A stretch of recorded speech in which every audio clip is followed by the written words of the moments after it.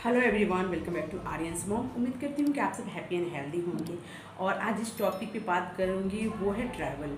अब बच्चों के साथ, छोटे बच्चों के साथ हम कहीं घूमने जा रहे हैं या फिर उसके लिए प्लानिंग करना बहुत ज़रूरी है। क्योंकि देखिए, जब हम अकेले जाते हैं तो सब कुछ थोड़ा बहुत दिक्कत आती है तो हम उसको हैंडल कर लेते हैं।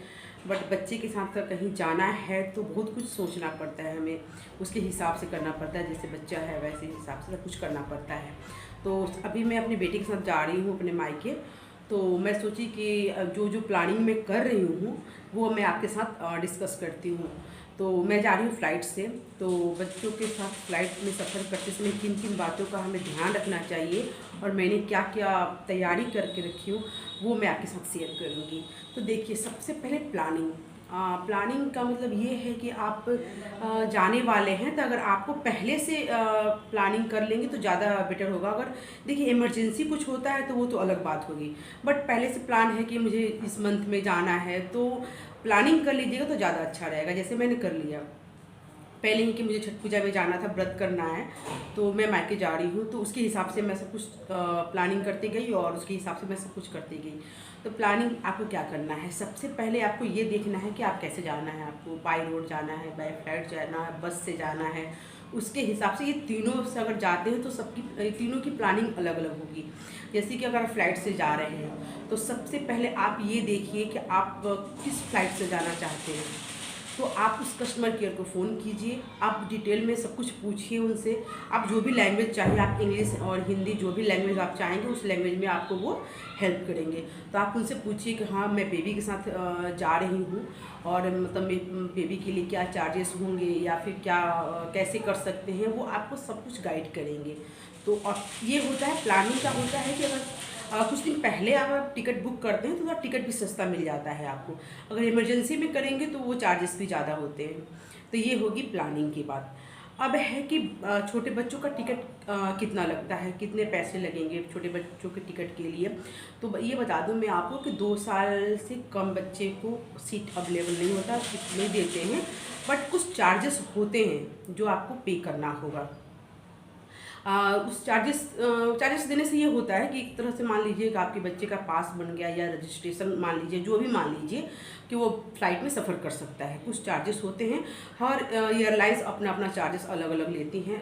तो वो डिपेंड करता है आप किससे आप ये करते हैं, जाना चाहते हैं।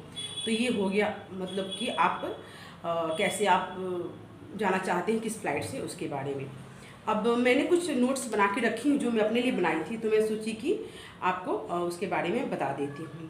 अच्छा, उसके बाद क्या है, टेक ऑफ और लैंडिंग के समय भी क्या होता है ना कि जो बच्चे होते हैं ना, बड़ों की भी प्रॉब्लम होती है, कानों में थोड़ा सा ऐसे दर्द होने का भी मतलब संभावनाएं हो जाती हैं।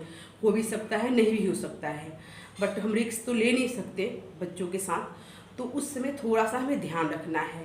हमें क्या ध्यान रखना है, हमें ये ध्यान रखना है कि जब लैंडिंग या टेक ऑफ जो भी हो रहा है उस समय आप बच्चों को कुछ खाने के लिए दीजिए।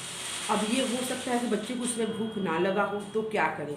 तो देखिए, बच्चों को भूख लगे या ना लगे, लेकिन बट उसको हम अगर चॉकलेट देते हैं या उनके पसंद का कोई भी चीज़ दे दें तो बच्चे पक्का है कि कुछ ना कुछ खाएंगे। तो खाने से क्या होता है ना कि वो जब मुंह को ऐसे चबाए, ऐसे कुछ भी चबाते हैं ना बाइटिंग के समय, तो वो समय कान में थोड़ा सा मतलब आराम मिलता है, कुछ दिक्कत नहीं होगी, उनको पेन होने की संभावना जो होती है वो कम हो जाती है। देखिए, आप बच्चे को डार्क चॉकलेट दीजिए तो वो नुकसान भी नहीं करता है, बट लिमिट में देते हैं, वो ज़्यादा मत दीजिए। तो आप उसको दे सकते हैं, किशमिश दे सकते हैं आप बच्चे को, किशमिश भी मीठा होता है और बच्चे भी शौक से खाते हैं, अच्छा लगता है। तो आप किशमिश दीजिए या फिर चिप्स का पैकेट या फिर फ्रूटी दे दीजिए, मतलब कुछ भी उसको दीजिए ताकि वो उस समय बिजी रहे और वो खाए, कुछ चबाता रहे। जैसे बड़े होते हैं वो च्युइंगम चबा लेते हैं या कुछ भी, लेकिन बच्चे तो नहीं कर सकते हैं। तो इस चीज़ का आपको ध्यान। अब बात आती है बोर्डिंग के लिए, आपको घर से जल्दी निकलना है। देखिए, एयरपोर्ट पे भी जो अनाउंसमेंट होता है वो बोलते हैं कि जो बच्चे के साथ है वो जल्दी मतलब आगे आएँ, क्योंकि उनको भी पता होता है कि बच्चों के साथ टाइम लगता है हर चीज़ में।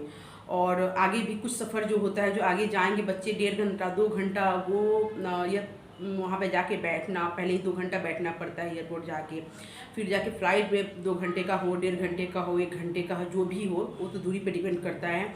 तो बच्चे मतलब चिड़चिड़ हो जाते हैं, थोड़े से मतलब छोटे होते हैं, तो जो बड़े होते हैं वो तो थोड़ा एडजस्ट कर लेते हैं। तो इसलिए आप कोशिश कीजिए कि घर से थोड़ा जल्दी निकलें। इससे क्या होगा कि आपके लिए आसानी रहेगी। वहाँ बात आती है कि बच्चों को बिजी रखना, क्योंकि 2 घंटे की फ़्लाइट हो, 1.5 घंटे की फ़्लाइट हो, 1 घंटे की फ़्लाइट हो, तो एक जगह बैठा कर रखना बहुत मुश्किल होता है। और बच्चा सो गया तब तो ठीक है, बट नहीं सोया तो वहाँ पे बैठना उसके लिए बहुत मुश्किल हो जाएगा। तो आप क्या कर सकते हैं, उसके साथ उसका फेवरेट कोई टॉय ले लीजिए, या कोई छोटी सी बुक जो आती है, पॉकेट वाली बुक आती है 50 रुपीज़ की, आप वो ले सकते हैं। बट इस चीज़ का ध्यान रखिएगा, आपके बच्चे का फेवरेट होना चाहिए ताकि बच्चा उसमें इंगेज रहे। नहीं तो आप ऐसा कर सकते हैं, कोई नया बुक ले लीजिए, छोटा सा पॉकेट वाला जो बुक आता है 50 रुपीज़ का आता है, तो कोई नया बुक ले लीजिए एनिमल्स का या कुछ भी, या फिर कोई गाड़ियों का होता है वैसे आप ले लीजिए।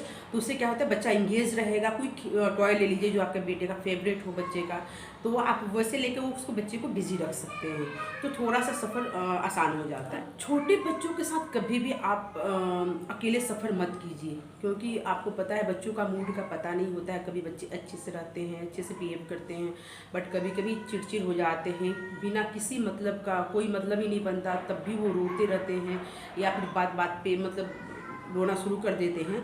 तो 2 आदमी होने से ये होता है कि अगर एक आदमी संभाल रहा है, वो थक रहा है, तो दूसरा आदमी जो भी पार्टनर हो या फिर घर से कोई भी रिलेटिव हो, कोई जो भी हो, तो वो थोड़ा देर उनको संभालें, इंगेज करें, तो आपको भी थोड़ा सा रिलैक्स हो जाएगा, रिलैक्स मिलेगा। तो ये इस बात का भी आप ध्यान रखें कि छोटे बच्चों के साथ अकेले सफ़र बिल्कुल ना करें। और हेल्प लेने में बिल्कुल भी ना शर्म करें। जो एयर होस्टेस होती है ना, वो तो खैर वो ध्यान देती हैं, जिनके साथ छोटे बच्चे होते हैं वो बार बार आके आपसे पूछती है कि कोई हेल्प तो नहीं चाहिए आपको। बट अगर नहीं भी आती हैं, अगर वो बिज़ी हैं और आपको कुछ चाहिए, तो आप प्लीज़ उनको आवाज़ लगाइए, उनको बुलाइए, और उनसे आप कुछ अगर दिक्कत हो रहा है तो आप उनको बता सकते हैं। इसमें कोई दिक्कत नहीं है, वो खुशी खुशी आपकी हेल्प करने के लिए तैयार रहते हैं। संकोच करने की बिल्कुल ज़रूरत नहीं है। बिल्कुल बच्चे के साथ कोई कॉम्प्रोमाइज़ मत कीजिए। अगर बच्चा अनकम्फर्टेबल हो रहा है तो आप उनको बताइए, ताकि वो कुछ आपको सोल्यूशन बता सके, और बिल्कुल भी शर्माने की आपको ज़रूरत नहीं है। और बता दूं कि बच्चा अगर आपका 2 साल से छोटा है तो इस बात का आपको ध्यान रखना है कि देखिए उसका फुल टिकट तो नहीं लगेगा, उसको सीट नहीं मिल रहा है, तो आपको अपने साथ में उसका या तो बर्थ सर्टिफिकेट या फिर आपका डिस्चार्ज पेपर, जब डिलीवरी हुई थी उसमें डिस्चार्ज पेपर जो आपको मिला होगा, कुछ ना कुछ अपने साथ उसका प्रमाण पत्र कुछ भी लेके जाना है, ताकि बच्चे का एज का पता चल जाए, ताकि वो चेक करेंगे। तो इस चीज़ का आपको तैयारी रखना है कि आप इसको बिल्कुल भी मिस मत कीजिएगा, नहीं तो आगे जाके प्रॉब्लम हो सकती है। तो इस बात को आपको ध्यान रखना है।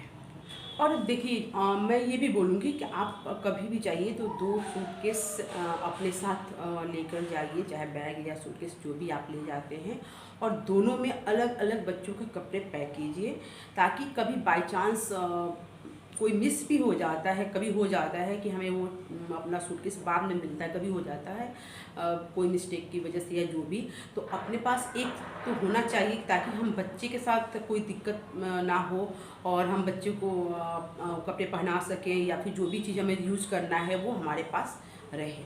तो आज के वीडियो में बस इतना ही। अभी मैं नेक्स्ट वीडियो अभी शूट करूँगी, क्योंकि ये वीडियो ज़्यादा लंबा हो जाएगा, तो दूसरा पार्ट बनाऊंगी जिसमें मैं आपको बताऊंगी कि आप बच्चों के साथ अगर जा रहे हैं और ट्रैवल कर रहे हैं तो आप क्या क्या सामान साथ में लेकर जाएंगे, तो वो आपके लिए ज़्यादा हेल्पफुल होगा।